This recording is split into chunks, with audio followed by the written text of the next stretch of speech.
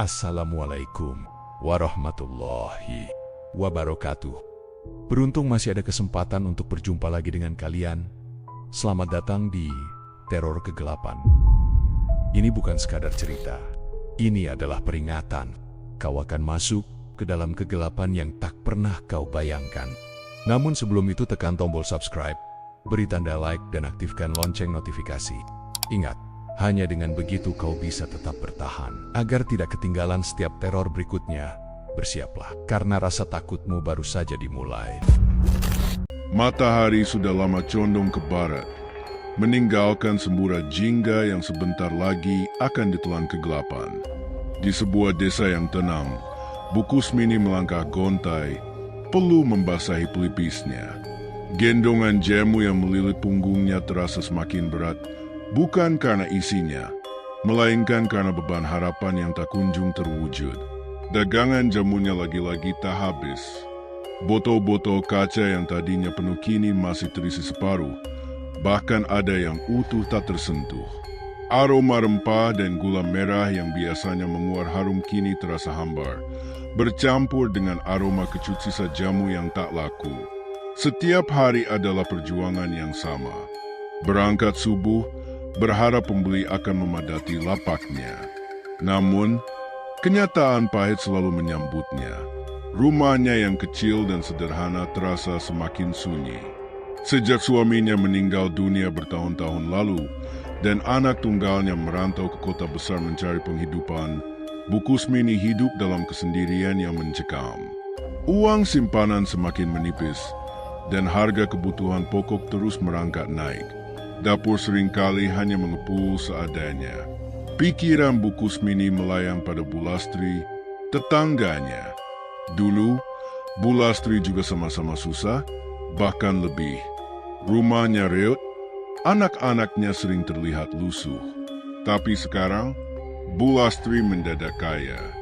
Rumahnya direnovasi megah, motor baru terparkir di depan, dan perhiasan emas melingkar di lehernya. Senyum Bu Lastri selalu tampak cerah, seolah tak pernah ada beban. Bu Kusmini merasa cemburu, sebuah perasaan yang jujur ia benci, namun tak bisa ia tepis. Bagaimana bisa Bu Lastri mencapai kemakmuran seperti itu dalam waktu singkat? Pertanyaan itu terus berputar di benaknya, menggerogoti hati yang sudah lama dilanda keputusasaan. Desakan kebutuhan dan keinginan untuk lepas dari kemiskinan mulai menumbuhkan bibit-bibit gelap dalam benaknya. Malam itu, Bu Kusmini tidur dengan perut keroncongan dan pikiran yang dipenuhi bayangan kemakmuran Bu Lastri. Malam itu, rasa lelah tak bisa membawa Bu Kusmini pada lelap yang damai. Tubuhnya memang lunglai, tapi pikirannya justru berputar semakin kencang. Kabar desas-desus tentang pesugihan tuyul yang selama ini hanya ia anggap angin lalu, kini mulai berembus lebih kuat di telinganya. Cerita-cerita miring tentang jalan pintas kekayaan itu sebelumnya hanya bahan obrolan di warung kopi. Cerita rakyat yang diselimuti misteri dan ketakutan. Bu Kusmini selalu menganggapnya tahayul, sesuatu yang hanya dipercaya oleh orang-orang putus asa. Tapi, kenyataan hidupnya sendiri kini terasa begitu mencekik. Ia menatap langit-langit kamarnya yang dipenuhi bayangan dari lampu minyak, dan bayangan Bu Lastri muncul begitu saja. Bagaimana tidak? Kemakmuran Bu Lastri terlalu cepat, terlalu instan untuk ukuran orang desa biasa. Dari yang dulunya harus berjibaku mencari sesuap nasi, kini Bu Lastri bisa membeli apa saja. Bisik-bisik tetangga mulai terdengar semakin jelas di benaknya, mengaitkan kekayaan Bu Lastri dengan sesuatu yang tak kasat mata. Otak Bu Kusmini yang lelah dan putus asa mulai berpikir, jangan-jangan memang benar. Angin malam berdesir lembut di luar jendela, menerobos masuk melalui celah-celah papan yang usang. Desirannya seperti bisikan, samar-samar, namun jelas di telinga Bu Kusmini. Bisikan itu seolah mengulang janji-janji manis tentang harta yang melimpah, tentang kehidupan yang nyaman tanpa harus memeras keringat lagi.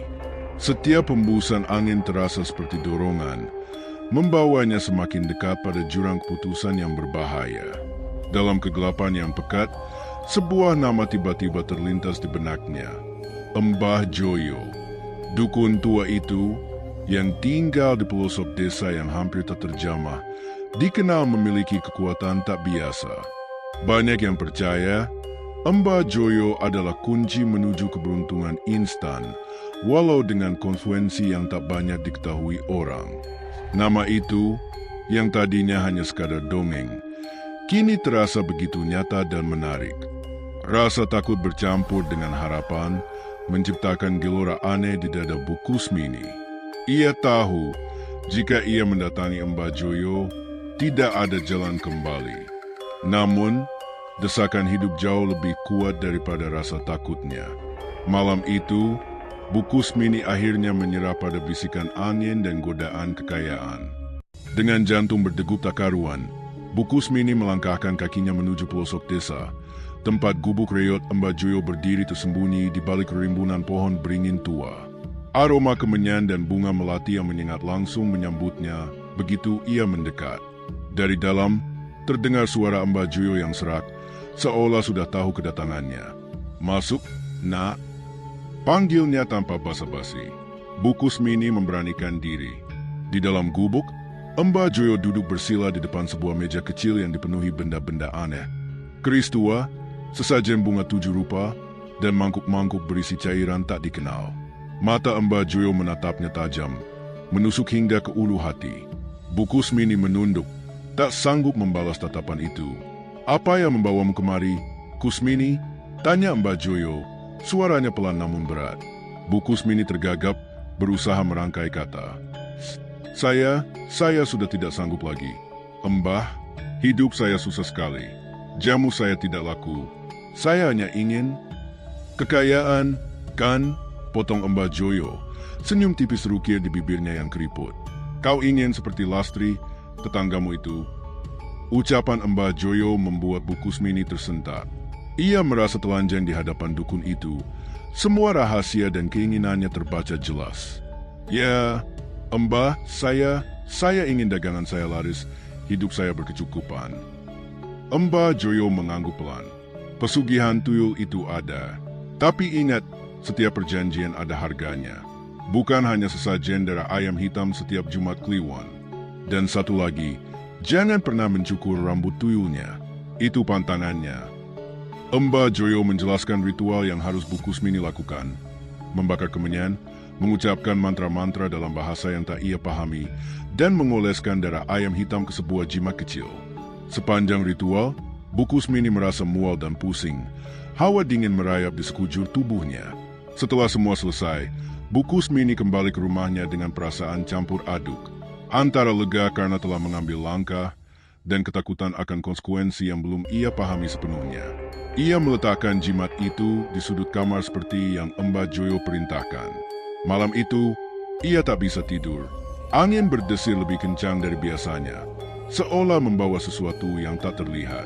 Pagi harinya, saat Bu Kusmini membuka pintu rumahnya untuk menjajakan jamu, ia melihatnya. Jejak kaki kecil yang aneh, seukuran telapak tangan bayi, tercetak samar di ambang pintu tanahnya. Jejak itu tidak seperti jejak kaki anak manusia biasa. Ukurannya terlalu kecil dan bentuknya agak ganjil. Bu Kusmini menelan ludah, jantungnya kembali berdebar. Sebuah perasaan dingin merayap dari kakinya hingga ke punggung. Ia tahu sesuatu yang telah ia panggil, sesuatu yang tak terlihat, kini telah hadir di rumahnya. Sebuah perjanjian telah dimulai. Sejak jejak kaki kecil itu muncul di ambang pintu, kehidupan Bu Kusmini berubah drastis, seolah ada tangan tak kasat mata yang memutar kemudi nasibnya. Pagi-pagi sekali, saat Bu Kusmini baru menyiapkan dagangannya, pembeli sudah berdatangan. Antrean panjang mengular hingga ke jalan, padahal dulu jangankan antre, 1-2 pembeli saja sudah syukur. Jamu yang tadinya sering basi, kini ludes dalam hitungan jam. Uang kertas dan koin bergemericik mengisi laci meja. Tumpukan demi tumpukan. Bu Kusmini tidak percaya. Tangannya gemetar saat menghitung lembaran uang. Jumlahnya fantastis, Jauh melampaui apa yang pernah ia bayangkan. Ia bisa membeli beras karung, gula sekilo, bahkan sesekali bisa membeli lauk pauk yang enak. Senyum akhirnya merekah di wajahnya. Senyum yang sudah lama hilang ditelan keputusasaan. Jamu Bu Kusmini ini memang beda ya sekarang, kata seorang ibu yang langganan sambil menyeruput jamu kunyit asamnya. Rasanya lebih segar dan badan saya jadi lebih sehat. Jangan-jangan Bu Kusmini pakai resep rahasia baru. Ya, Bu Kusmini hanya tersenyum kaku, tidak bisa menjawab.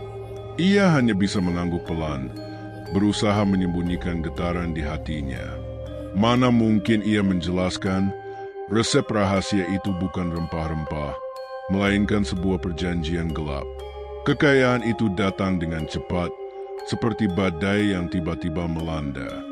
Bu Kusmini mulai bisa memperbaiki rumahnya yang reot, membeli pakaian baru, bahkan mengirimkan uang lebih untuk anaknya di perantauan. Namun, di balik semua kemewahan itu, ada sesuatu yang membungkamnya. Sesuatu yang terus-menerus mengingatkannya pada harga yang harus dibayar. Di sudut rumahnya, di balik lemari tua, sesosok tuyul kecil berdahi ungu diam-diam berkeliaran. Tuyul itu jarang menampakkan diri secara langsung, namun Bu Kusmini sering melihat bayangan lincahnya melintas atau mendengar suara langkah kaki kecil yang nyaris tak terdengar. Matanya yang keunguan memancarkan kilau misterius, seolah selalu mengawasi setiap gerak-gerik Bu Kusmini. Suatu malam, saat Bu Kusmini sedang menghitung uang hasil dagangannya, tiba-tiba ia merasa hawa dingin menyergap. Ia mendongak, dan di ambang pintu kamarnya, tuyul itu berdiri. Diam, tak bergerak, hanya menatapnya dengan mata ungunya. Bu Kusmini merasa jantungnya mencelos. Rasa bahagia karena kekayaan mendadak lenyap ditelan ketakutan. Kau menginginkan lebih, kan? Bisik Bu Kusmini, suaranya tercekat di tenggorokan. Tuyul itu hanya diam, namun tatapannya seolah mengiyakan. Ia tahu, kekayaan ini bukan hadiah cuma-cuma. Ada harga yang harus ia bayar, dan makhluk kecil berdahi ungu itu adalah penagihnya. Senyumnya pudar, digantikan oleh kerutan khawatir. Ia kini hidup dalam kemewahan, tapi juga dalam cengkeraman ketakutan yang mencekam. Ketenangan yang sempat dirasakan Bu Kusmini akibat melimpahnya uang tak bertahan lama. Tak sampai 2 bulan setelah tuyul itu datang, tubuhnya mulai menunjukkan tanda-tanda yang mengkhawatirkan. Ia sering merasa lemas, mudah sekali lelah meski hanya melakukan pekerjaan ringan. Berat badannya menyusut drastis, meninggalkan kulit yang kendur dan tulang-tulang yang menonjol. Wajahnya yang dulunya cukup berisi kini tirus, dengan mata cekung yang memancarkan kelelahan. Bu Kusmini ini sakit apa? Kok kelihatannya pucat sekali? Tanya Bu Lastri suatu sore, mencoba basa-basi saat membeli jamu. Harus banyak istirahat.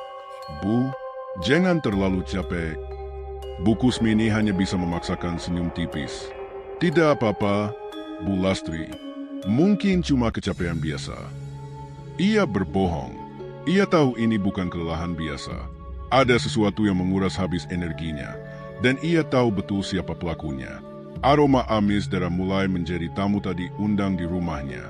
Bau itu samar-samar, kadang menusuk hidung, kadang hilang begitu saja. Paling sering tercium di tengah malam, terutama dari arah kamar belakang, tempat ia meletakkan sesajen untuk tuyul itu. Bu Kusmini sering terbangun dengan perasaan tidak nyaman, seolah ada yang mengawasinya dalam gelap. Bulu kuduknya berdiri. Ia mencoba mencari sumber bau itu, namun selalu nihil. Bau itu seperti hantu, ada tapi tak terlihat. Puncaknya terjadi beberapa minggu kemudian. Saat Bu Kusmini menyisir rambutnya di depan cermin tua, ia tersentak. Genggaman rambut di tangannya terlalu banyak, lebih banyak dari biasanya. Ia meneliti rambutnya di cermin. Terlihat jelas, bagian samping kepalanya sudah menipis drastis. Bahkan ada beberapa bagian yang nyaris botak. Panik melandanya. Ia mencoba menarik-narik rambutnya yang tersisa. Dan lagi-lagi, helai demi helai mudah sekali tercabut. Ia teringat kata-kata Mbak Joyo. Setiap perjanjian ada harganya. tuyul pesugihan akan meminta bayaran yang setimpal. Tidak mungkin ini karena dia, gumam Bu Kusmini. Suaranya bergetar. Ia tahu, dalam hatinya yang paling dalam, siapa yang mengambil rambutnya. Makhluk kecil berdahi ungu itu. Selama ini, ia hanya berpikir tuyul itu hanya meminta sesajen darah ayam. Ia tidak pernah membayangkan bahwa yang diminta adalah bagian dari dirinya sendiri. Ketakutan mencekiknya. Uang yang melimpah ruah di laci kini terasa hambar, bahkan menakutkan. Ia memandang pantulan dirinya di cermin, dengan rambut yang semakin menipis dan mata yang dipenuhi ketakutan. Ia telah menjual jiwanya untuk kekayaan, dan kini, entitas itu mulai mengambil bayarannya. Sedikit demi sedikit, perlahan namun pasti, mengikis habis bagian dari dirinya. Ketakutan Bu Kusmini semakin memuncak, bukan lagi karena dirinya sendiri, melainkan karena apa yang ia dengar dari mulut ke mulut di pasar dan di pengajian. Kabar tentang anak-anak kecil di desa yang mendadak sakit misterius mulai menyebar seperti api. Awalnya hanya 1-2 kasus, tapi lama-lama jumlahnya terus bertambah. Anak-anak yang tadinya ceria dan lincah, kini terlihat layu. Tubuh mereka kurus kering, kulit pucat pasi, dan mata mereka cekung, memancarkan kepedihan yang mendalam. Demam tinggi sering menyerang tanpa sebab, membuat orang tua mereka panik. Kasihan sekali, Enduk Nur itu. Badannya tinggal tulang, ujar seorang ibu penjual sayur di pasar, suaranya sara keprihatinan. Sudah dibawa puskesmas, ke dukun, tapi tidak ada yang tahu penyakit apa. Bu Kusmini mendengarkan percakapan itu dengan jantung berdebar. Enduk Nur, anak tetangga sebelah yang biasanya sering bermain di depan rumahnya, kini hanya terbaring lemah. Ia teringat Enduk Nur sering bermain riang di halaman rumah Bu Kusmini.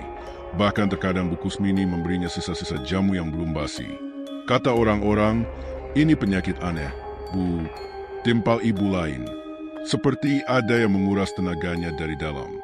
Katanya ada yang melakukan pesugihan. Kata pesugihan, itu menusuk telinga Bu Kusmini seperti belati tajam. Ia menunduk, pura-pura sibuk menata dagangan, tapi keringat dingin mulai membasahi punggungnya. Perasaan bersalah yang menusuk tiba-tiba muncul.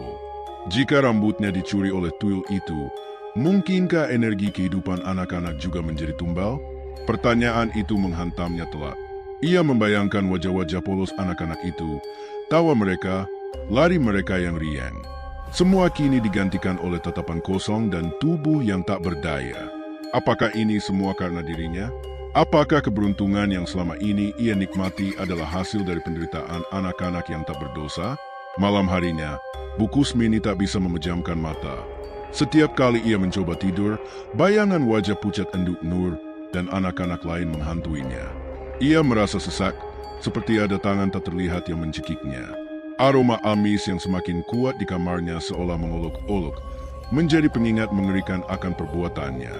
Tidak mungkin, bisik Bu Kusmini dalam kegelapan, air mata menetes di pipinya. Bukan aku pelakunya, bukan aku. Namun, suara hati kecilnya berteriak lain. Ia tahu, dari lubuk hatinya yang paling dalam, bahwa semua ini adalah akibat dari perjanjian gelapnya. Tuyul berdahi ungu itu tidak hanya mengambil rambutnya, tetapi juga mulai menagih tumbal yang jauh lebih kejam. Bayangan anak-anak yang sakit adalah cermin dari dosa-dosa Bu Kusmini. Rasa takut kini berganti dengan penyesalan yang mendalam, dan beban yang semakin berat ia rasakan di pundaknya. Rasa bersalah dan ketakutan telah menjadi belenggu bagi Bu Kusmini. Ia tidak bisa lagi menahan beban ini sendirian. Setiap hari, saat ia menjajakan jamu, ia melihat langsung wajah-wajah pucat anak-anak desa. Setiap senyum paksa yang ia berikan kepada pembeli terasa seperti topeng yang menutupi penderitaannya. Ia harus mengakhiri semua ini. Ia harus menyingkirkan tuyul itu, apapun risikonya. Suatu sore, dengan sisa-sisa keberanian yang ia miliki, Bu Kusmini memutuskan untuk bertindak. Ia masuk ke kamar belakang, tempat ia biasa meletakkan sesajen dan tempat tuyul itu sering terlihat. Niatnya bulat. Ia akan mencari tuyul itu, lalu mengusirnya jauh-jauh dari rumahnya, dari desanya, dari kehidupannya. Namun, begitu kakinya melangkah masuk, sebuah kekuatan tak kasat mata seolah mencekiknya. Tubuhnya tiba-tiba terasa lunglai tak bertenaga, seperti semua ototnya mendadak lumpuh. Ia mencoba mengangkat tangan, namun terasa begitu berat. Keringat dingin membasahi seluruh tubuhnya. Sebuah sensasi dingin merayap dari ujung kaki hingga kepala, membuat bulu kuduknya berdiri. Tidak bisa, bisik Bu Kusmini, suaranya parau. Ia mencoba memaksakan diri untuk melangkah lebih jauh, tapi tubuhnya justru ambruk, jatuh terduduk di lantai. Sebuah ikatan tak kasat mata terasa mengikatnya erat, menjerat setiap gerakannya. Ia terperangkap. Ia tahu tuyul itu tidak akan membiarkannya pergi begitu saja. Malam-malam Bu Kusmini kini dipenuhi pergulatan batin yang menyiksa. Antara rasa takut akan konsekuensi perjanjiannya dan keinginan kuat untuk bebas dari cengkeraman makhluk itu. Ia memejamkan mata, memohon ampun, berharap semua ini hanya mimpi buruk. Tapi saat ia membuka mata, aroma amis darah dan hawa dingin masih terasa, menjadi bukti nyata bahwa ia terjebak dalam kenyataan paling mengerikan. Lepaskan aku, kumohon, lepaskan aku, jerit Bu Kusmini dalam hati. Air mata membasahi pipinya yang tirus. Ia meronta, berusaha melepaskan diri dari ikatan tak terlihat itu. Namun, setiap kali ia melawan, kekuatan tuyul itu seolah semakin besar, menguras habis sisa-sisa tenaga yang ia miliki. Tubuhnya semakin kurus, matanya semakin cekung, seolah hidupnya disedot habis. Ia tahu perjanjian ini lebih dari sekadar menjual kekayaan. Ini adalah menjual jiwa, menjual raga, dan kini menjual kebebasan. Bu Kusmini merasa tak berdaya, terperangkap dalam lingkaran setan yang ia ciptakan sendiri. Ia adalah boneka, dan tuyul berdahi ungu itu adalah dalangnya. Malam itu, hawa dingin yang selalu menyelimuti rumah Bu Kusmini terasa semakin pekat, menusuk hingga ke tulang. Demam tinggi membuat tubuhnya menggigil hebat, namun pikirannya justru terasa jernih. Ia tahu waktunya semakin sedikit. Kekuatan dalam dirinya terkuras habis, dan napasnya semakin berat. Dalam kondisi setengah sadar, dengan sisa tenaga yang ia punya, Bu Kusmini merangkak perlahan dari tempat tidurnya. Setiap gerakan terasa menyakitkan, seolah ada beban ribuan kilo di punggungnya. Tujuannya hanya satu, kamar belakang, tempat ia meletakkan jimat dan tempat makhluk itu bersembunyi. Aroma amis darah yang sudah menjadi bagian dari rumahnya kini terasa begitu menusuk, lebih kuat dari sebelumnya. Samar-samar, ia mendengar suara gemericik kecil dari arah kamar itu, seperti sesuatu yang sedang dimainkan. Dengan susah payah, Bu Kusmini berhasil mencapai ambang pintu kamar. Ia mendongak, pandangannya yang kabur berusaha menembus kegelapan.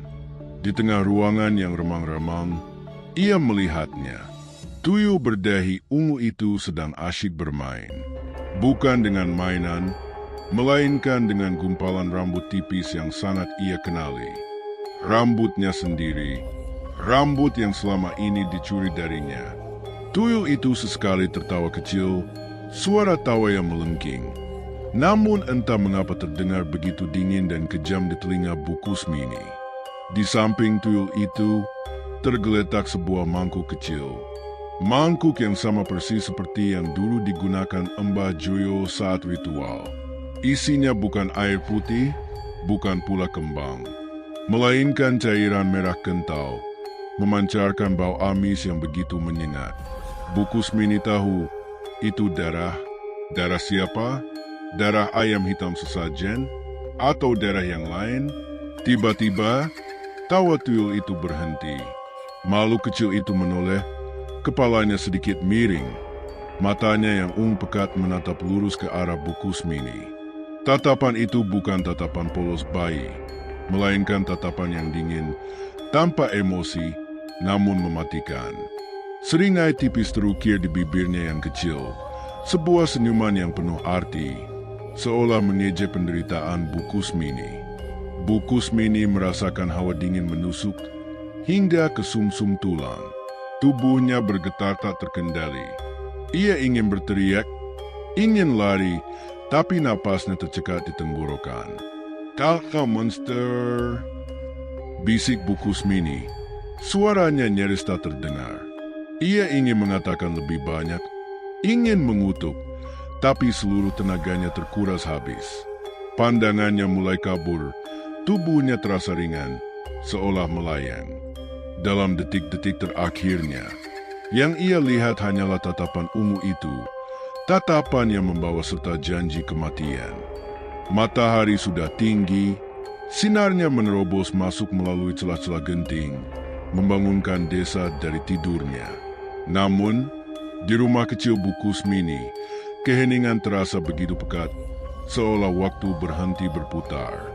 Tak ada suara gemericik wajan, tak ada aroma jamu yang dimasak, tak ada pula suara Bu Kusmini yang biasanya memanggil pelanggan. Bu Lastri, tetangga sebelah, mulai merasa aneh. Sudah lewat tengah hari, tapi Bu Kusmini belum juga terlihat menjajakan jamunya. Biasanya, pagi-pagi sekali ia sudah sibuk. Rasa penasaran bercampur sedikit firasat tak enak mendorong Bu Lastri mendekati rumah Bu Kusmini. Pintu depan sedikit terbuka, menciptakan celah gelap yang mengundang. "Bu Kusmini, Bu Kusmini," panggil Bu Lastri, suaranya sedikit ragu. Tak ada jawaban, hanya kesunyian yang mencekam. Dengan perasaan tak enak, Bu Lastri memberanikan diri melangkah masuk. Hawa dingin langsung menyergapnya, padahal di luar terik matahari begitu menyengat. Aroma amis samar-samar tercium, membuat perutnya mual. Ia menyusuri ruang depan yang sepi, lalu melangkah ke arah kamar belakang, tempat yang terasa paling dingin dan sunyi. Di sana, di lantai kamar yang dingin, Bu Kusmini tergeletak tak bernyawa.